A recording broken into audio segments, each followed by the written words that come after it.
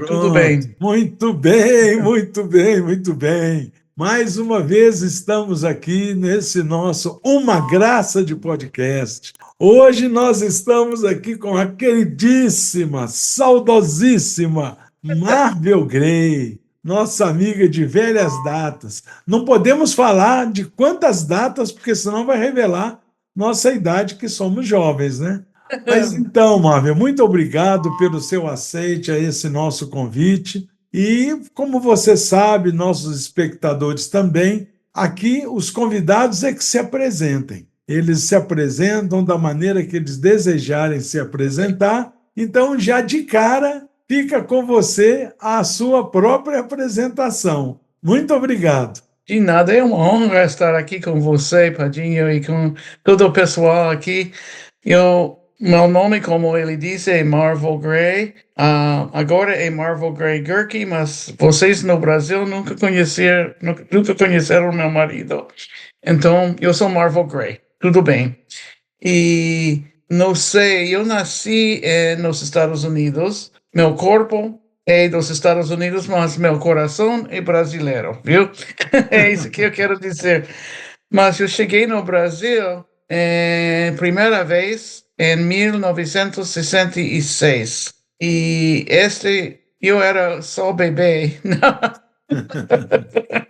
porque sou ainda jovem, né?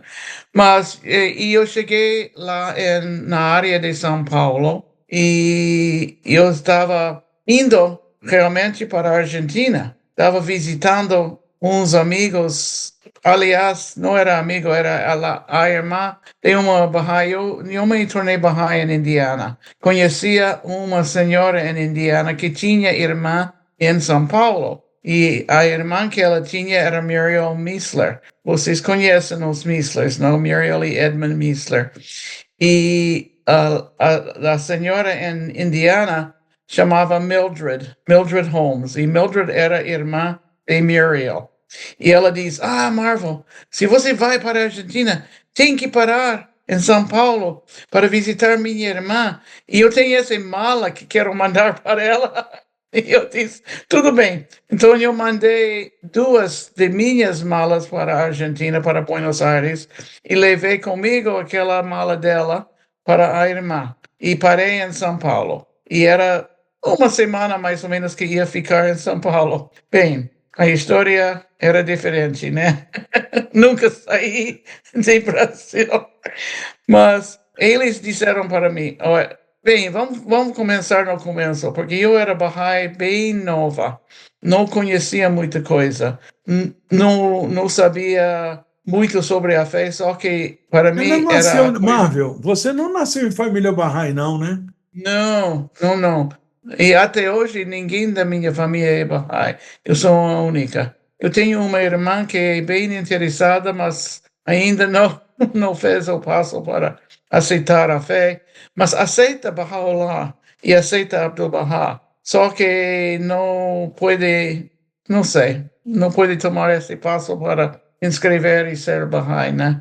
Mas quando eu estava na universidade, tinha um curso, eu estava estudando espanhol, realmente, e tinha um curso no verão na Cidade de México. E eu queria muito ir, mas eu estava trabalhando no verão para ajudar a pagar a universidade, né? Mas meus pais disseram: não, você merece um pouco de feriados. Vamos deixar você ir e nós vamos ajudar a pagar. Eu disse: ai, que bom. Então eu fui para a cidade de México e estávamos numa casa de uma família mexicana. E a pessoa que estava comigo era uma moça que estava uma das minhas aulas na universidade. E o nome dela era Cheryl Thorpe. Mas não, naquela época não tinha casado. O nome dela era Cheryl Iowas. E o tio dela era mão da causa Leroy Iowas, dos Estados Unidos. Então, quando estávamos viajando de trem de Indiana para a Cidade de México, 3 dias que levou, eu vi que ela tinha, esse foi em 63, sim. 63, julho de 63. E ela tinha uma malita que disse Fé Bahá'í Mundial, Congresso de Londres. E eu disse, o que é esse Bahá'í? É judaico? Ela diz, oh não, é uma religião universal. E foi a única coisa que ela disse. 3 dias no trem, ela não me falou mais nada sobre a fé Bahá'í. E eu disse, tudo bem. Chegamos na cidade de México e ela me convidou a ir com ela para a casa de uma senhora. Eu disse, como é que você conhece gente aqui ainda? Chegamos ontem, né? Ela diz, não, essa é uma das minhas amigas Bahá'ís, que eu não conheço, mas ela convida a gente. Diz, tudo bem, vamos. Eu fui. E na casa, a senhora era da doutora Idris Rice-Ray. Não sei se conhece o nome de Idris Rice-Ray, mas ela era uma Bahá'í e uma médica bem conhecida no mundo inteiro naquela época. E ela eu senti em casa com ela. E isso era difícil para mim, porque eu era um pouco assim, não gostava de conhecer gente nova e tudo isso, né? E então nós estávamos na casa dela falando e ela diz, oi, vamos pôr a mesa agora porque vamos comer. E eu vi que a mesa tinha 4 pratos e éramos 3, né? Eu, Charles e a doutora Idris. Então eu disse, quem é esta outra pessoa? Ela diz, é um jovem que está trabalhando com os indígenas e sempre está ficando doente.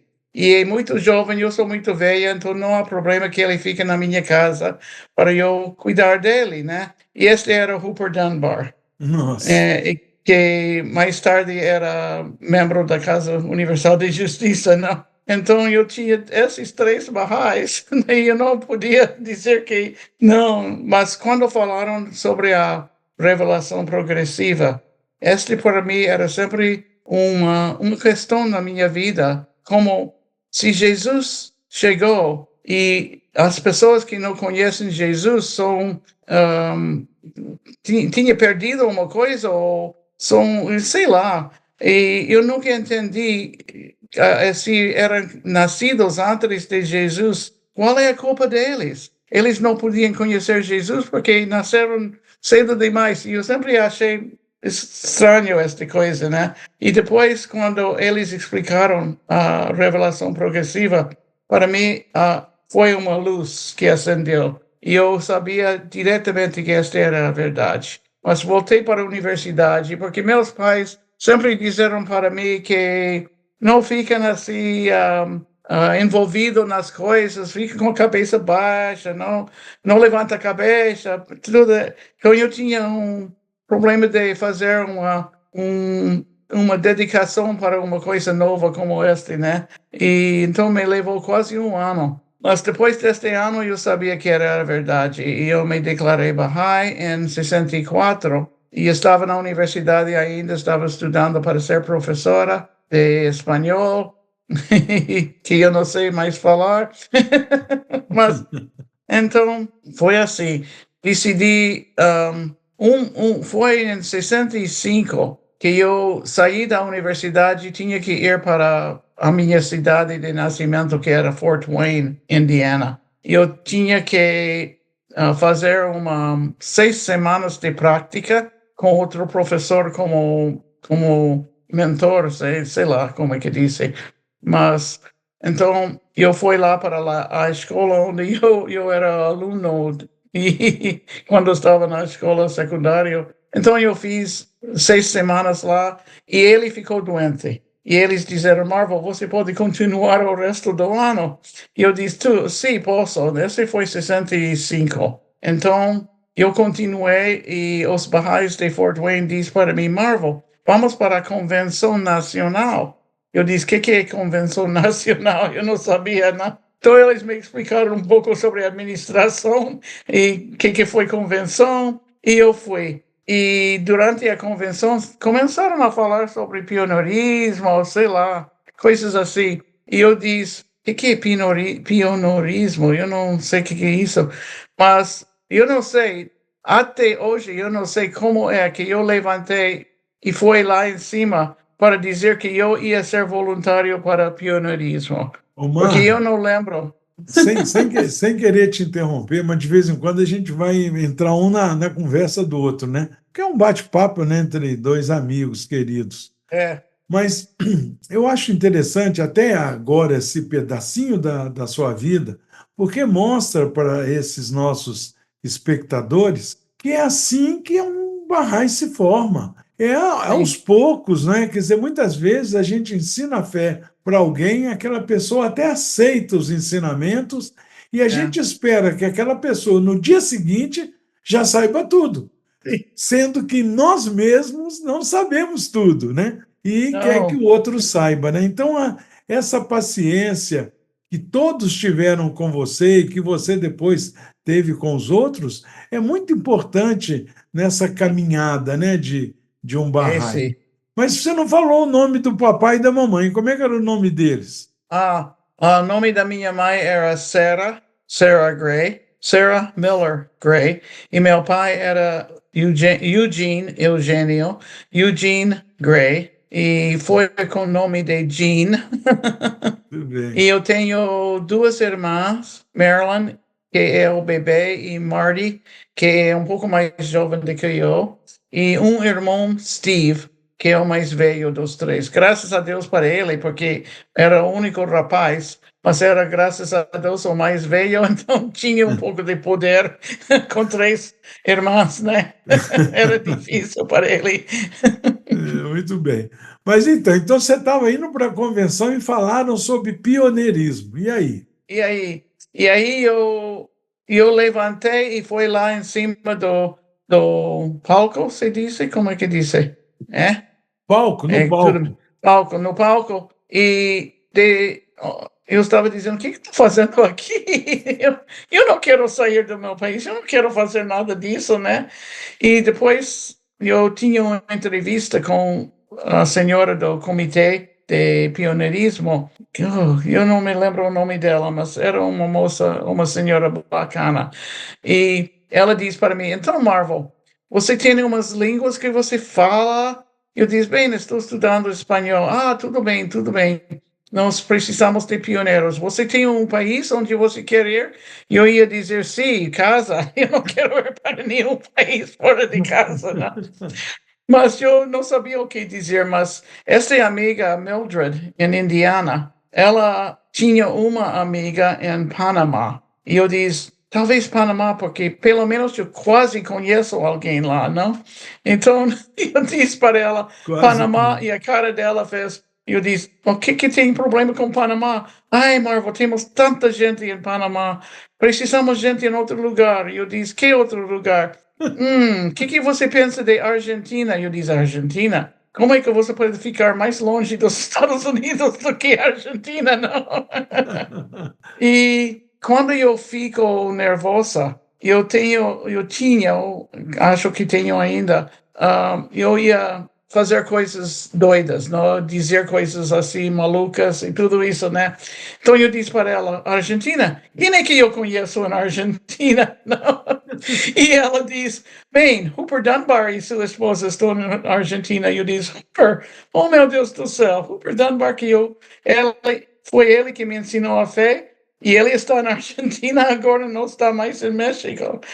Então eu decidi ir para a Argentina. Então eu passei por Brasil para não para ficar, mas só para passar. E se você quiser Para saber, levar as malas da família Missler. é sim, para levar a mala da senhora Missler, né? E você sabe por que eu fiquei no Brasil? Não? Esse é um bate-papo aqui, eu tenho que falar com. Quando eu cheguei lá, Muriel e Edmund Missler queriam me levar para Campinas para conhecer a mão da causa, Sr. José. Eu nem sabia o que era o mão da causa, eu não sabia nada sobre essa coisa de mão da causa, né? Então fomos lá para a casa do Sr. José. E eu não sabia que a secretária dele tinha aposentada porque tinha 4 filhos e não podia mais ser secretário dele. E ele estava procurando né, o novo secretário. Então ele disse para mim, então por que você vai para a Argentina? Eu disse, bem, porque o comitê quer me mandar para a Argentina. Ah, ele diz, então não foi a sua, você não escolheu para ir. Eu disse, bem, quase escolhi, eu aceitei, né? E ele disse, sim, mas você não escolheu a Argentina, certo? Eu disse, bem, certo, né? E eu comecei a pensar, esse homem estava fazendo muitas perguntas pessoais. Eu estava ficando assim, como esse senhor está falando comigo assim, né? E finalmente ele disse para mim, Marvel, eu preciso secretária, você deve ficar aqui no Brasil. Eu disse, não, senhor Casey, eu não posso ficar no Brasil, eu tenho que ir para a Argentina. Não, ele diz, você pode ficar aqui. Ele diz, mas o comitê, ele diz, eu cuido do comitê. Eu disse, tudo bem. Então, então eu não sabia o que fazer. E a senhora Missler disse para mim, Marvel, você tem que fazer orações e ver o que é melhor para você e para a fé. Então eu fui para. Eles tinham um edifício lá em São Paulo que tinha um jardim no teto. Eu fui em cima lá do teto do edifício deles e eu acho que eu fiz 95 no não a oração de removedor de dificuldades, mas a epístola de Ahmad. Nossa Senhora. 95 vezes. Eu estava quase 3 horas lá em cima. Muriel foi em cima de 2 ou 3 vezes para ver que eu estava lá ainda, né? E não sei, eu decidi que eu tinha que ficar no Brasil. Então, eu tinha que ir para a Argentina para pegar as malas que tinha mandado para lá. E eu vi Hooper e Marilyn Dunbar em Argentina. E ele estava muito feliz que eu ia ser secretária da mão da causa, porque o inglês do Sr. José não era perfeito. Era muito bom, mas não era perfeito. E de vez em quando o Hooper não sabia o que é que a mão da causa queria que ele foi fazer, né? Porque uma vez ele diz, tem um problema aqui. Esse pessoal tem que aprender a resolver seus problemas, mas é um problema. E Hooper não sabia. Ele quer que eu vou ou quer que eu não vá? E quando eu cheguei a esse tipo de problemas, eu sempre estava dizendo para o Sr. José, você quer que Hooper vá? Lógico, ele diz, eu quero. Então eu mudei o inglês para dizer isso. Ele diz, você mudou meu inglês, você corrigiu meu inglês. Eu disse, só um pouquinho. Aí ele riu. Era um homem fantástico. Foi a melhor coisa que podia ter acontecido comigo. Foi conhecer o Então, Sr. José. olha que coisa incrível, né? Hoje, É, quer dizer, isso você tá relatando há quase 60 anos atrás. Agora, imagina, é. hoje você diz que nasceu nos Estados Unidos, mas seu coração, sua alma é brasileira. Então, quer dizer, e depois você teve oportunidade de ir na Argentina alguma vez? Eu fui uma Pelo vez menos para buscar as malas. para buscar as malas. Era a única vez que eu fui para a Argentina. Uma vez. Pois é, que coisa, né? Foi, e esse foi em 66, 1966. Eu era bebê ainda, lógico. Mas esse foi eu aprendi tanta coisa com o Sr. José. E a esposa dele, senhora Jamal, Dona Jamal, oh, que santa. Essa mulher era uma santa. Primeira vez que eu conheci ela foi quando eu fui trabalhar. Eu fui uma vez por semana para a casa dele. Fiquei o dia todo fazendo cartas e coisas assim. E depois eu fiquei na casa do Bob e Miriam Missler, em Campinas. Bob era filho de Muriel e Edmund, e a esposa dele era brasileira, Miriam. E Miriam e eu ficamos bem amigas. E eu fiquei na casa deles. E aprendi que Miriam era a secretária antes de que eu, para o Sr. José. Mas quando teve o Tommy, que era o quarto filho, ela dizia, eu não posso fazer mais esse. Eu tenho 4 filhos, tenho casa, tenho marido, não posso ser secretária. Não. Então, mas eu sempre fiquei na casa deles e era lindo. Mas a primeira vez que eu entrei na casa de Sr. José, estávamos falando sobre as cartas e como que eu ia fazer e tudo isso. E a esposa entrou, tadinha, ela não falou nem inglês, nem português, só persa. E ela entrou no escritório dele com a mão assim no coração. E ela diz, Agaya Jalal. Eu não entendi nada, não. Só entendi que ela usava um termo de honra, não? Agaya Jalal. E ele diz, ok, obrigada, ou uma coisa, não sei. E ele diz, olha, o almoço está pronto. Eu disse, que lindo, ela fez almoço para a gente. Sim, ela sempre faz. Então, levantamos, fomos na cozinha. E ele puxou a cadeira, eu sentei, e ele foi sentar, e a esposa virou para ele e disse, tchau. E eu estava assim, não? E ele pulou da cadeira e foi fazer uma coisa, tinha que fazer uma coisa com chá, não sei o que foi, mas... E ela olhou para mim e viu o meu susto, não? E ela diz, olha, Marvel. Em inglês ela diz, there he hand. Allá ele é mão da causa. Aqui, meu marido. E então ela tinha um sentido de separação, de distinção, né? separação da pessoa e Da instituição.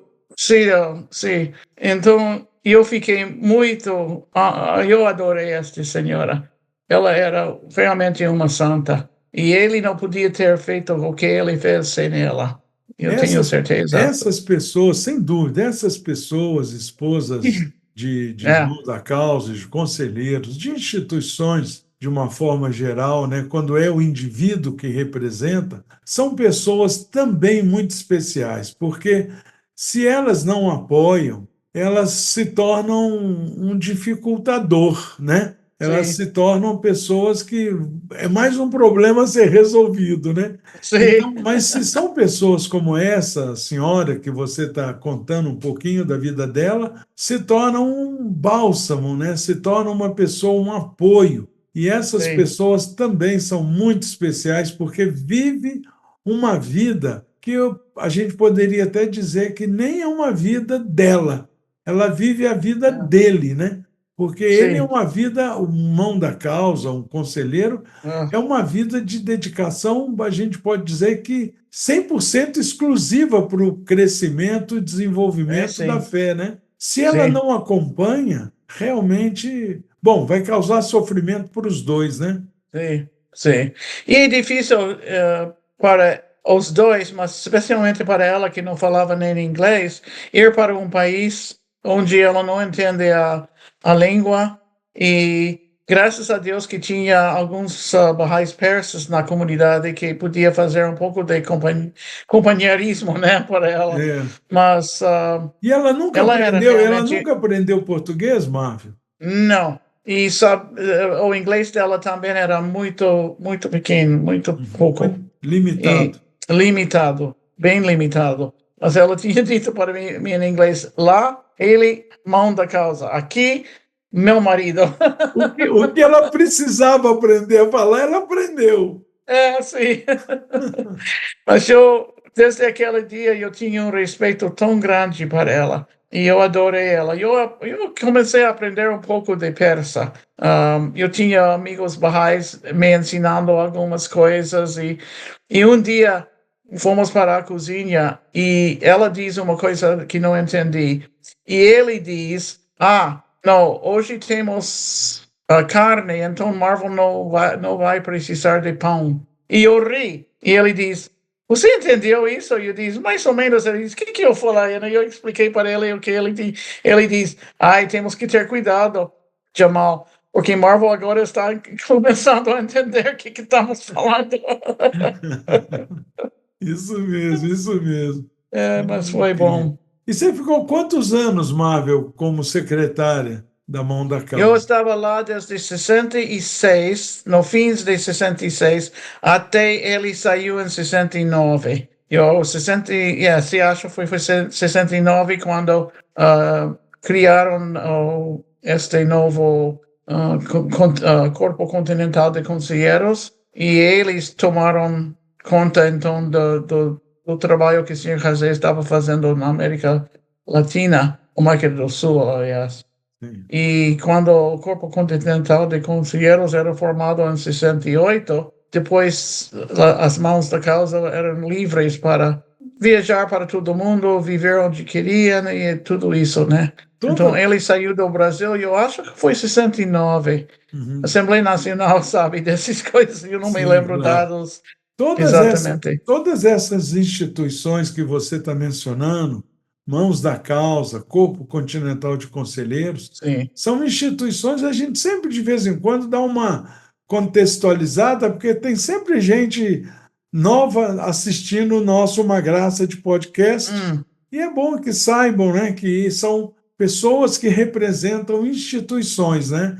E essa sim. instituição das Mãos da Causa, que você teve a honra de ser secretária de uma dessas instituições que o senhor Razé representava, eram indivíduos que faziam essa função. Quando essas pessoas que representavam as Mãos da Causa faleceram, a Casa Universal de Justiça, em 1963, que foi eleita, né, pela primeira Sim. vez, constituiu, depois de alguns anos, uma outra instituição para dar apoio às Mãos da Causa de Deus, chamado Corpo Continental de Conselheiros, que mais ou Sim. menos exercia as funções dessas Mãos da Causa, né? Porque quando elas Uhum. falecessem, não seriam substituídas. Então, Sim. hoje nós temos o Corpo Continental de Conselheiros espalhado pelo mundo todo, né? Sim, é verdade. E a Casa de Justiça, depois de muito estudo e muito olharam para todas as escrituras de Baha'u'lláh e Abdu'l-Bahá e Shoghi Effendi, decidiram que eles, a Casa de Universal de Justiça, não podia nomear mãos da causa. E por isso que eles não queriam perder o que está, porque esta parte da administração que é nomeado e não elegido, eles não queriam perder, porque era parte da administração.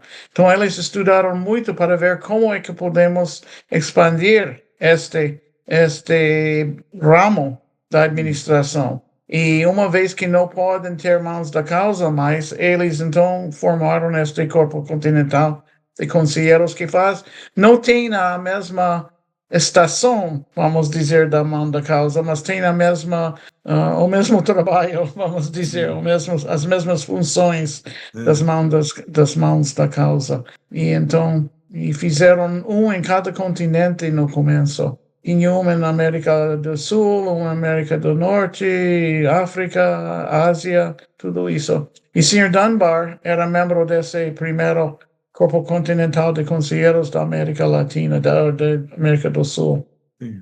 Yeah. Mas e aí? Então, aí você continuou no Brasil, você continuou em Campinas, não, né? Não, então eu decidi. Eu tinha um convite de um amigo que eu conhecia em África de ir para a África. E eu pensei, África seria muito bacana. Ele estava morando em Cape Town, em África do Sul. E eu decidi, agora que eu não tenho esse trabalho mais com o Sr. José, talvez seria bom conhecer a África. Então eu mudei para a África do Sul. E foi em 69. Mas antes de mudar para a África do Sul, em 69, eu fiz uma viagem ao pedido da Assembleia Nacional dos Estados Unidos para as ilhas, não sei como é que chama em português, mas em espanhol chama Malvinas, Sim. em inglês é Falkland. Malvinas. É, e eu fiz uma viagem lá para só dar um apoio, porque essa gente tinha só dois barrais aí, estavam sozinhos. Naquela época era território argentino, né? Bem, não, eu não sei exatamente, É, porque e eu depois acho que, teve um quiprocózinho com a Inglaterra foi, tomou de eu novo. acho que naquela época esta terra estava sendo parte de Inglaterra. Ah, Mas era como sei lá, eu não me lembro exatamente qual era a posição, mas mas a Argentina estava dizendo que era deles. E aham, Inglaterra diz, não, não, não, não, é nosso. Então havia é, mas toda a pessoa lá falava inglês e a administração era da Inglaterra, não tinha argentinos aí quando eu cheguei. sim. E então a guerra Foi depois de... tá, todo lugar onde eu vou tem guerra, então eu não sei se é minha culpa. Tem gente que diz, aí não manda Marvel para um lugar, porque aí começa a guerra, né? Porque... Mas, então eu passei um mês lá nas Ilhas Malvinas, e era muito bacana para mim conhecer gente lá, e foi bom. Então... E aí de lá que você foi para a África. E depois, quando eu voltei para o Brasil, eu fui para a África. Foi no fins de 69, talvez agosto, setembro, uma coisa assim. E eu peguei um trabalho numa companhia de seguros em Cape Town e fiquei lá 2 anos. E depois, o governo lá diz que depois de 2 anos tem que ou sair ou tem que pedir um visto permanente, coisa assim. E a Assembleia Nacional de lá não queria que eu fosse pedir, porque todo Bahá'í que pediu permanente era recusado, porque tinha que pôr. Quando você tem visto temporário, não tem que dizer qual é a religião. Mas não sei se vocês sabem, mas naquela época, a África do Sul era muito separado os brancos e os nativos, os negros. Separatismo era bravo. A parte, sim, era muito, muito ruim, muito, muito mal. E os Bahá'ís estavam ensinando a unidade de todas as raças e igualdade de todos os povos e tudo isso. Então, quando soubem que a pessoa é Bahá'í, nunca aceitaram dar permanência para eles. Então, diz que, oi, Marvel, você tem que sair, né? Porque nós não queremos que você não puder voltar. Porque uma vez que é recusado o visto permanente, não pode voltar para o país nunca. Então, eles não queriam isso. Então, dizem, não, é melhor você nem fazer a aplicação, é melhor que sair. Eu disse, sair para onde? E a Assembleia de África do Sul diz, bem, nós temos uma meta para, eu acho que era ou Swaziland ou Malawi, um desses países perto deles, que era a meta deles. Estados Unidos queriam que eu fosse para outro país.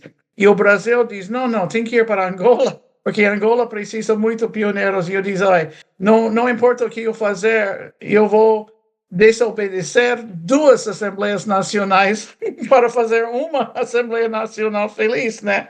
Então eu escrevi para a Casa de Justiça e recebi imediatamente uma carta de volta dizendo que seria meritorioso ir para Angola, porque Angola não tinha ninguém e tinha uma guerra lá que era coisa muito ruim, Quer né? dizer, lá pelo menos você livrou daquela alcunha de levar guerra. Lá já tinha guerra. Você já chegou com a guerra pronta, né? Sim, mas tinha um pior quando eu estava lá. Mas então eu fui para Angola, porque Angola fala português, então foi bom. Mas era português de Portugal, pois, né? E era bacana a língua lá, porque eles tinham muitas palavras, meia inglês, meio nativo português. Por exemplo, o ônibus lá era machimbombo, que eu gostei muito. O ônibus eles chamam de machimbombo, que vem da palavra em inglês de machine, máquina, e bombo era uma palavra nativa que quer dizer uma coisa que anda. Não? Palavra crioula. Sim, sim. Nessa época Então, que você teve lá, o Osíris já estava lá, não? quem? Osíris? Não. Não é. Não. Quando eu cheguei lá, tinha uma, como é que chama? Uma população nativa que tinha perdido contato com os Bahá'ís de Portugal, porque por causa dos problemas, foi o governo português que imprisionaram alguns dos Bahá'ís lá, porque tinha medo deste guerra, destes problemas nativos que estavam indo contra os governos europeus, né? E então os Bahá'ís tinham sido imprisionados e nós ouvimos que eram liberados, mas não sabíamos onde estavam. E o primeiro Bahá'í de Angola o nome dele era Ebo, E-B-O, Ebo. E os Baha'is que estavam lá, tinha dois casais de Portugal. Foi Ventura e Matilda Rodrigues e seus filhos, dois rapazes. E Ermelinda, como foi o nome dele? Bem, tinha dois casais de Portugal que eu conhecia. E então eu tinha trabalho porque a companhia que eu estava de seguros com quem eu estava trabalhando em Cape Town me transferiram para Angola, que eles eram dessas companhias grandes mundiais e tinha escritórios em toda parte do mundo. Então eu tinha trabalho, eu peguei um apartamento, foi tudo bom. E então estávamos pensando como vamos entrar em contato com os nativos, com o pessoal que era Bahá'í, né? Com Ebo e todos os Bahá'ís de Angola. E um dia eu voltei para casa para tomar o almoço e eu ouvi na porta na porta, né? Eu fui para a porta, abriu e tinha um homem africano aqui, mais baixinho, veio aqui para mim, né? Mas ele tinha uma luz que saiu de tudo, parecia, não sei. E eu olhei para ele e eu sabia, eu conheço esse homem. Mas lógico que não conheci, mas senti. Ele diz, você é Marvel? Eu disse, sim, eu sou Abel. Ele diz.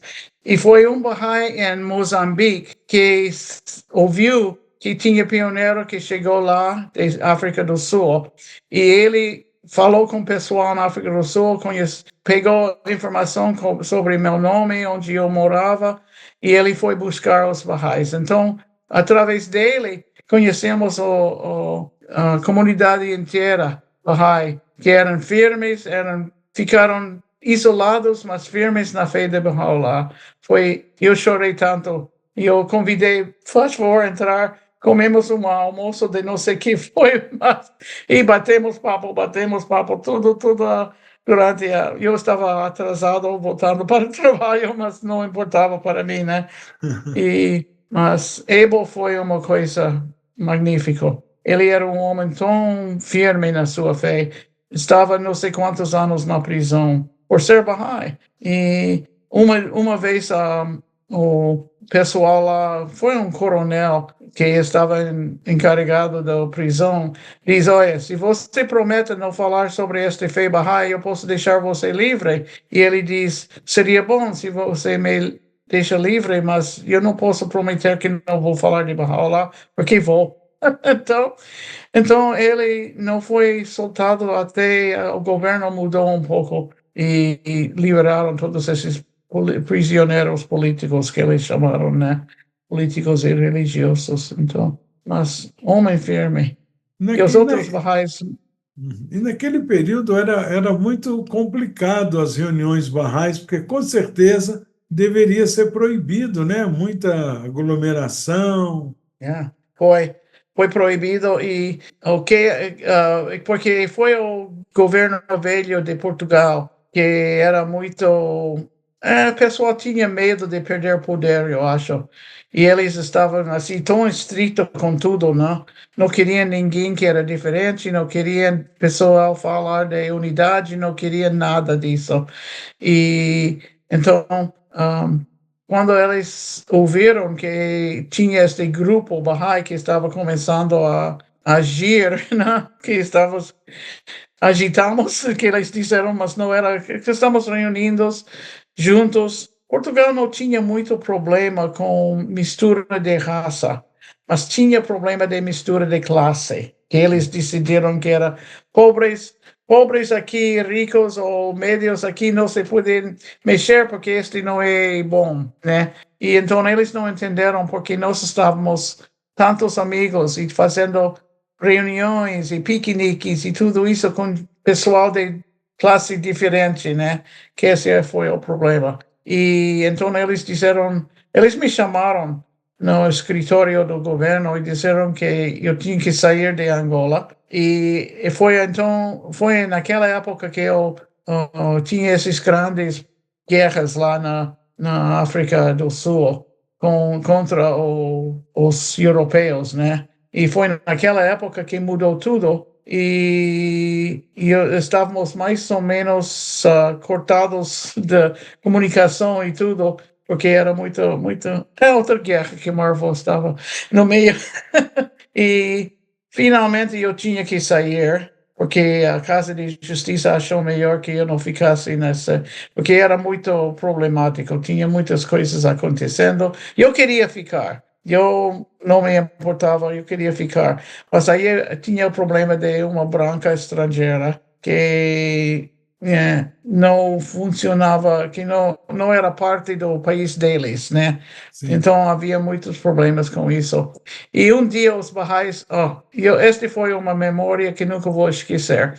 Os Baha'is nativos chegaram na minha casa e disseram: Marvin, temos um plano para você ficar. Eu disse: que é esse plano?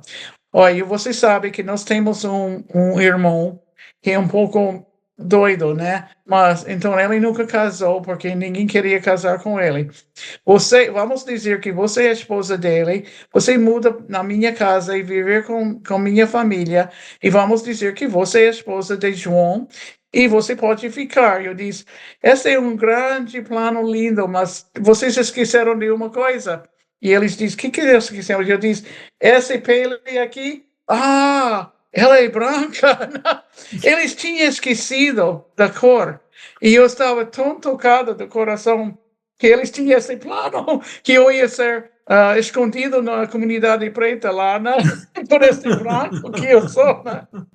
Mas eu senti que eles tinham completamente esquecido da Sim, cor da incrível, pele. incrível, incrível. Estava incrível mesmo. É, Mas eu senti tanto amor no meu é, coração para esta gente, é, né? é. Ainda tenho amor para eles, né? Então, Muito legal, muito legal. E aí você teve que sair, né, Marvel? aí eu tinha que sair e eu conseguia outra vez fazer uma transferência de trabalho para Namíbia, que naquela época era controlado por África do Sul. Então eu peguei um outro visto temporário para Namíbia e mudei para lá. E depois de 2 anos, e este também foi bom, conheci uma família alemã, porque a Alemanha, eu acho que a Alemanha tinha Namíbia primeiro e depois a África do Sul tomou, não sei, essas coisas políticas, né? Mas esta família lindo que venha de pioneiros de Alemanha para Namíbia e chamado, puxa, minha mente não está funcionando muito bem, porque esqueço nomes, não? Mas, de qualquer jeito, uma família muito bacana e eles me ajudaram muito a ficar lá em Namíbia.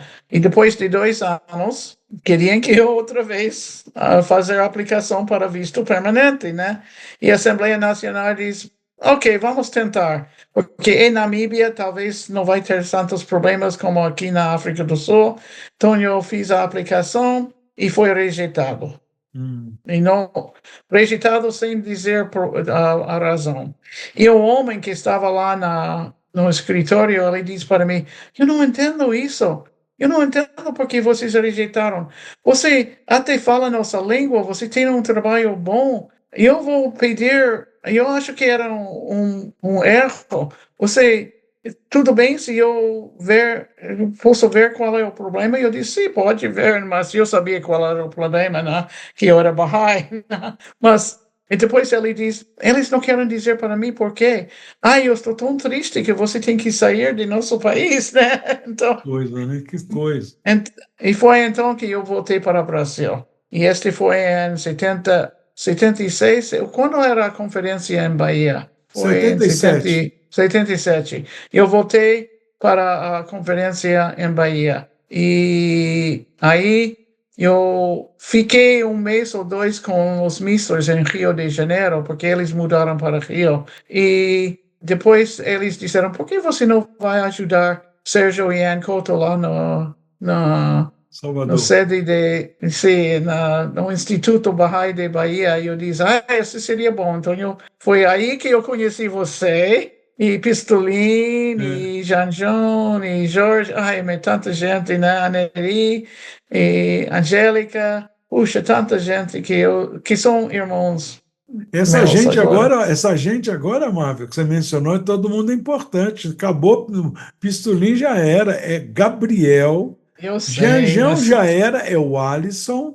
Oh, entendeu? não, Cada o um agora tem Alisson. seu nome. Só o Padinha que ficou E você Padinha, ainda entendeu? é Padinho, né? Não, Você Padinha ficou Padinha. São duas pessoas no Brasil que não me chamam de Padinha, me chamam de Padinho. É você e Dona Tuba. Eu ah, falei, Dona Tuba, o meu apelido é Padinha, que vem de Pádua. Ela falou, ah. não, Padinha é menina, você é Padinho. É isso, Você... que você também pensou assim, né? Padinha é para menina, é para sua irmã, não é para você. Exatamente, exatamente. Mas eu tenho muito problema em chamar Gabriel, porque ele tem uma filha, Gabriela, É, e, e eu estava, meu marido e eu, bem, isso está pulando para frente, porque estava trabalhando em Haifa como voluntário lá. E foi aí que eu encontrei meu marido, mas quando voltamos para os Estados Unidos, decidimos ficarmos numa cidade perto de Albuquerque, no México, que chama Rio Rancho. E um dia tinha uma reunião e eles disseram para mim, temos um novo membro do Corpo Auxiliar, que são aqueles que ajudam o Corpo Continental de Conselheiros. E ela chama Gabby. Mas não me disseram o último nome dela. E então eu estava falando com ela, estava falando com os outros, e alguém disse para mim, Marvel, você sabe que Gabby também fala português. Então eu fui para ela e disse, você fala português? Ela disse, sim, eu nasci no Brasil. Eu disse, qual é seu último nome? Ela diz, Marques. E eu disse, oh meu Deus do céu, você é filha de Pistolina? Ela diz, você conhece meu pai? Eu disse, eu conheci seu pai bem antes de sua mãe conhecer, antes de você conhecer. Aí é, rimos tanto, então mas para mim é tão difícil chamar sim, ele claro. de Gabriel, porque ela é Gabriela, né? E ele é É, Pistolim, né? é, Para mim vai sempre ser Pistolim, desculpa, tá mas... certo. Não, mas é muito incrível isso, porque quando a gente conhece, como nós nos conhecemos há tantos anos, e nos conhecemos com um determinado nome, a mesma coisa sobre a nossa aparência. O cabelo eu gosto de pintar ele de branco, por isso que ele está assim, meio branco. Mas a gente não consegue ver a pessoa que somos hoje. A gente só É, consegue ver a pessoa que nós éramos. É impressionante, né? sim, é E o, sim. e o nome acompanha, o nome não tem como a gente conseguir mudar o nome, a gente acaba acostumando, porque se a gente fala muitas vezes, encontra muitas vezes, acaba acostumando. Mas é incrível. Agora, você fez uma observação outro dia, numa conversa que tivemos, que eu achei incrível. E é isso mesmo, né? Quando você vê, por exemplo, você citou o exemplo de Lise, né? Nossa querida Hum. Lise, que é nossa secretária da Assembleia Nacional Sim, do Brasil, né? é E aí verdade. nós conhecemos ela, a gente carregando ela no colo, né?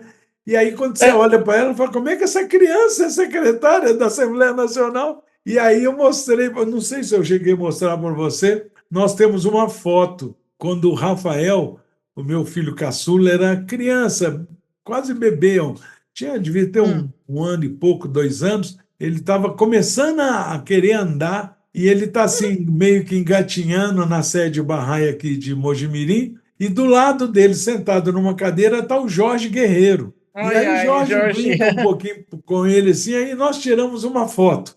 Então Hum. aparece o Jorge passando a mão assim meio que na cabeça dele, do Rafael, e Rafael ali no chão. Hoje o Jorge é o coordenador da Assembleia Local e o Rafael, aquele bebê, é o secretário da Assembleia É, Local. Aí a gente é, fala, como é que essa criança é secretária? Não pode, é, né? Elise é secretária da Assembleia Nacional. Como é que isso aconteceu?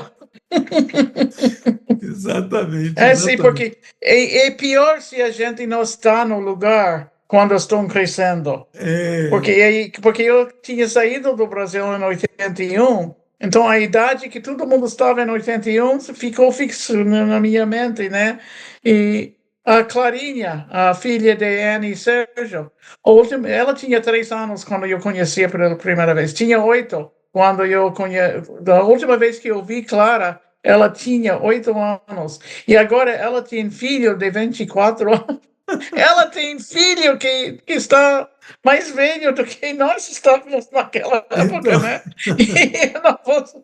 Eu digo, puxa vida, como é que acontecem essas coisas, né? exatamente, exatamente. É, É incrível. Mas aí então, você chegou em Salvador e foi morar na sede regional junto com aquele monte de jovens, que você também era sim. jovem. E aí? Acredita ou não, era jovem, né? Mas era bom. Ficamos lá até. Eu fiz muitas viagens e a coisa que eu fico mais triste foi eu conheci a Dona Leonora Armstrong, que era a primeira pioneira Bahá'í na América do Sul. Talvez não, na América Latina acho que não, mas na América do Sul. E ela estava na casa de Sérgio e Anne, e eles estavam cuidando dela. Não sei se você ouviu essa história. Eu não sou uma pessoa que. Não, Eu não mesmo, acredito. mesmo, mesmo que eu tenha ouvido, primeiro que é Hum. ótimo ouvir mais de uma vez. Segundo que tem muitas centenas de pessoas que não ouviram. Ah, ok. Mas havia. Nós estávamos preparando o quarto para ela. Eu queria dizer que eu não sou uma pessoa que tem. Não tenho sonhos que lembro, não tenho assim contato com o mundo. Eu não sou. Eu acho que não tenho essa sensibilidade. Sim, Então, nunca teve, né? sim. Então, eu sou sempre assim quando alguém diz uma coisa, né? Mas eu vi assim. Nós estamos limpando a casa, o quarto dela, porque ela ia chegar ao próximo dia. Fizemos orações no Mas quarto isso dela, ela estava morando, Marvel, com vocês na casa de Sérgio e na Ana. casa de Sérgio.